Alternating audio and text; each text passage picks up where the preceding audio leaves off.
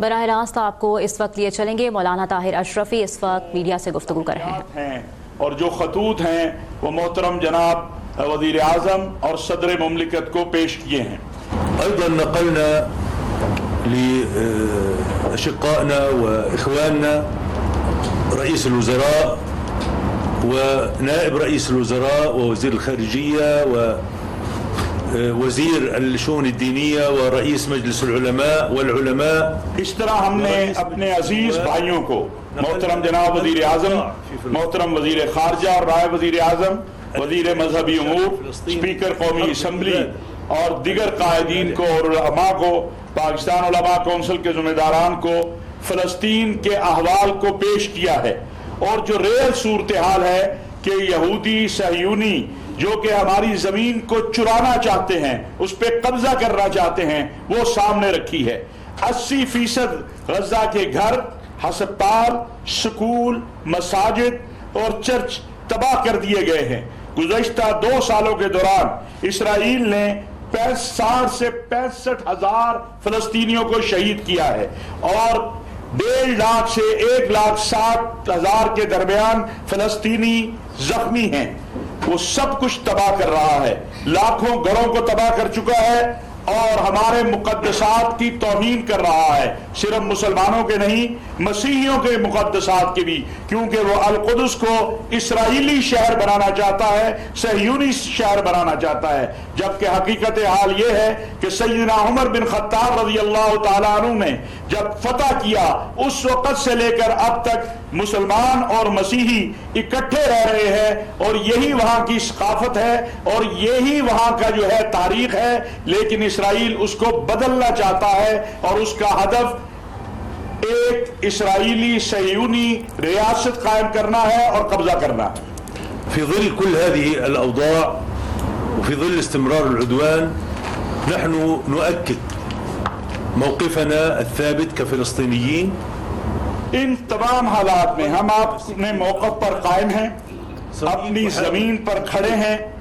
اسرائیل چاہتا ہے کہ وہاں سے ہجرت ہو، جیسا کہ آپ نیتنیاہو کے گزشتہ روز کے بیان سے بھی آپ کو اندازہ ہوگا. لیکن وہ ہماری زمین ہے، ہم اپنی زمین پر رہیں گے اور کبھی بھی اپنی زمین سے نہیں جائیں گے. یاد رکھیں، ہمارے ارادے بہت مضبوط ہیں.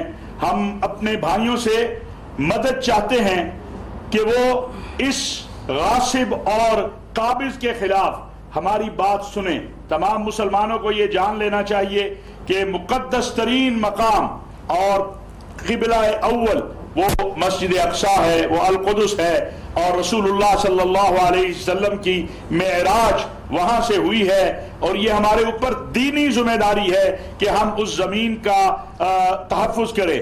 ہم پاکستان جیسے عظیم دینی اسلامی اپنے دوست اور بھائی سے یہی باتیں کہنے آئے ہیں، اور کل ہم نے محترم جناب وزیر اعظم، وزیر خارجہ اور حکومت پاکستان کے ذمہ داروں سے یہ بات کی ہے کہ مستقبل میں حکومت فلسطین اور حکومت پاکستان کے درمیان تمام امور میں، خواہ وہ مساعدات ہیں، امداد ہے، باقی چیزیں ہیں، سفارت خانہ کے ذریعے تمام چیزیں کی جائیں تاکہ سرکاری طور پر تمام امور ہوں، اور کسی کو بھی اس میں کسی قسم کی کوئی رخنہ اندازی ڈالنے کی جو ہے وہ طاقت نہ ہو. آپ کا دور بہت بڑا دور ہے، آج اعلام کا دور ہے، میڈیا کا دور ہے.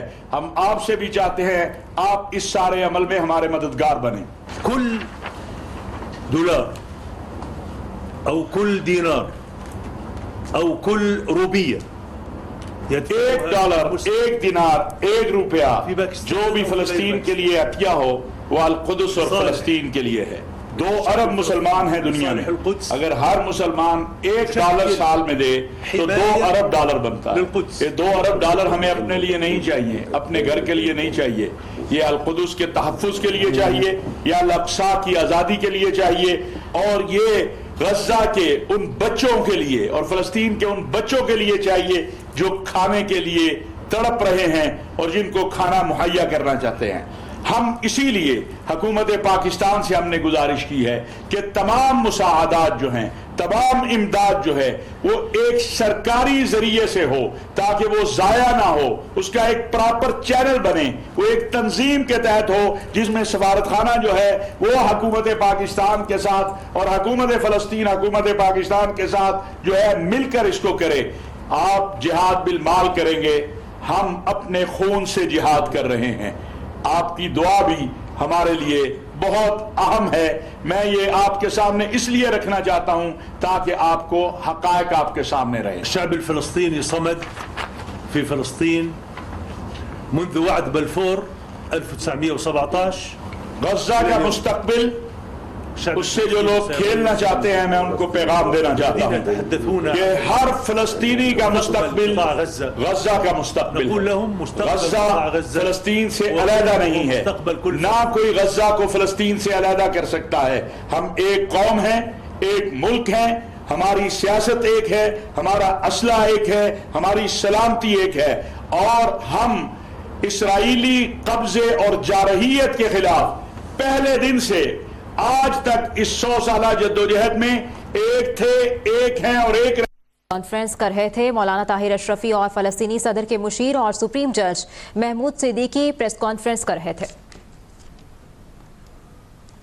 बुलेटिन से फिलहाल इतना ही, आप देखते रहिए अब तक। अभी सब्सक्राइब करें ताकि कोई खबर रह न जाए।